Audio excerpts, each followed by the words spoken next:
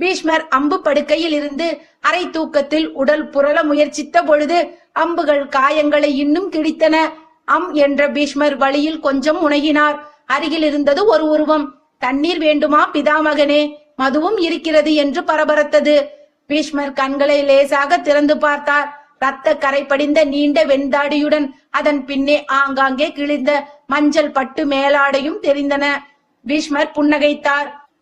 உங்கள் பேரனை போல நிலத்தை துளைத்து கங்கை நீரை எல்லாம் என்னால் கொண்டு வர முடியாது. பில்லும் அம்புகளும் கூடாரத்தில் இருக்கிறது என்றார் துரோணர். உங்கள் சிசியன் ஊற்றை உருவாக்கி விட்டான், அதை அடைக்கவில்லை. இரவெல்லாம் சாரல். துரியோதனன் தான் அடுத்த நாள் வந்து அதை அடைத்து விட்டு சென்றான் என்று நகைத்தார் பீஷ்மர். உறங்காமல் இங்கே என்ன செய்கிறீர்கள் ஆச்சாரியாரே என்று வினவினார். என்றைக்கு துருபதன் மகளை துச்சாதனன் இழுத்து வந்ததை பார்த்தும் நான் பேசாமல் இருந்தேனோ அன்றிலிருந்தே தூக்கம் போய்விட்டது பிதாமகரே என்றார்.